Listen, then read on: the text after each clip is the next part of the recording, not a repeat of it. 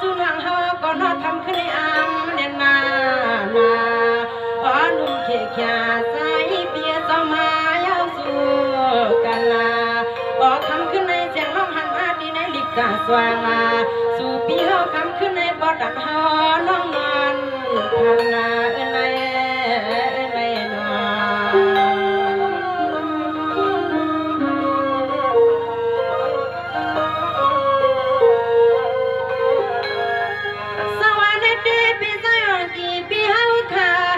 มาพี่สมวงสังไหลพี่เดียมไหลมากะมาขายในปอย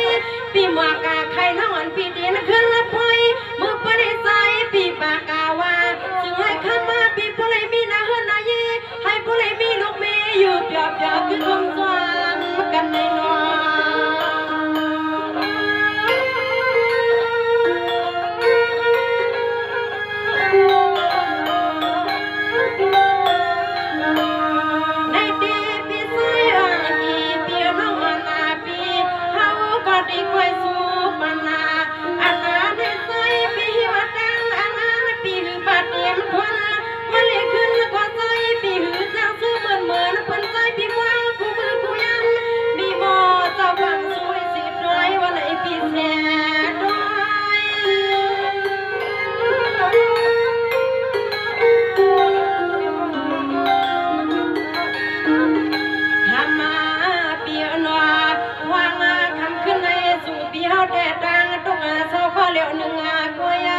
พี่หันหน้าเปิ้นปลายเมียก็ด้อยเข้าไปอยู่เปียพี่เฮาได้หาก็ฟังขอใจพี่นั้นหันหน้าพี่เฮาได้หาก็ฟังขอได้ขอใจพี่นั้นหันเลยพี่ว่า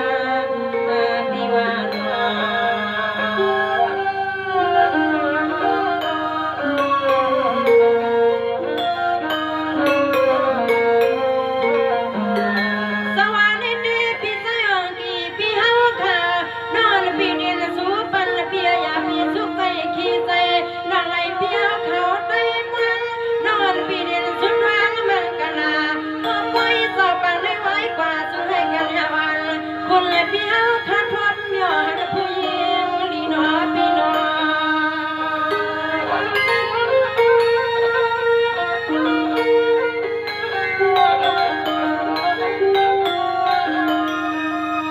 ในดีพี่ใส่อ่างกี่เปียเจ้าลกแดดตาหน้าเฮินไหลอย่าปล่อยไปให้ใส่พี่มีลงตาปูดังไม่ดังเขียการที่ทางก็นอจ่อยกวางหน้าเฮินไหลให้ใส่พี่ผู้ใดมีลูกเมียนบ่ฮักหมอเปียงค่ะพี่หมอเปียง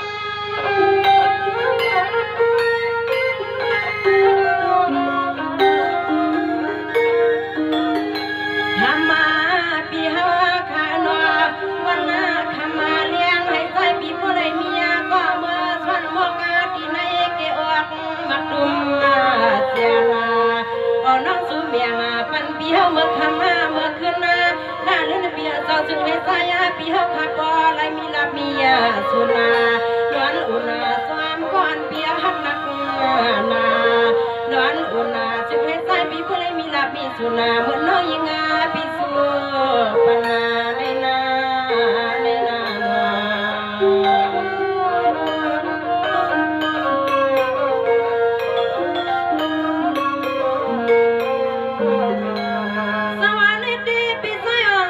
พี่เฮาค่ะ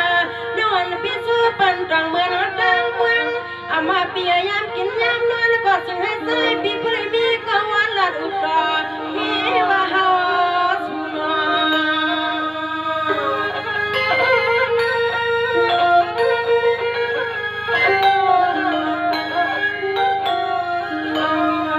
ในดีพี่ใส่อ่างกี่เปียน้องอนาพี่สู้มังกะลา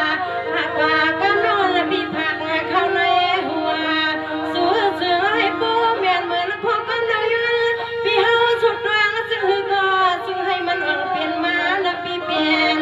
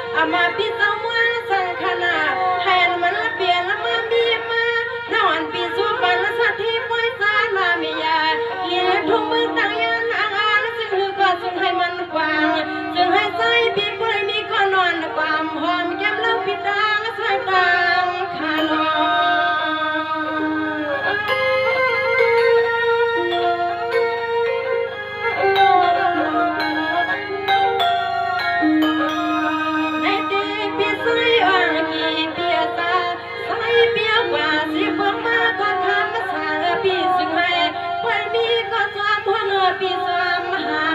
ในนาเสียงน้องช่วยปันเปียวกูน้องกูไล่กูไปปัญญามะขบีปัญญา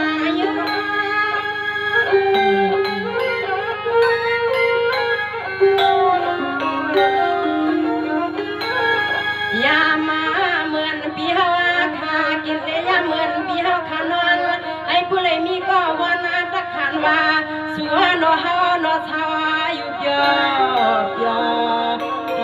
ใจเส้นใจปีเฮาขาผู้เลยสุดนะน้องอายุปีสวยปันปีเฮาเมื่อคำมาเมื่อคืนให้อยู่หมดอยู่สามังกลาปันปีเฮาคำขึ้นในซึ่งให้มันเมียนวัน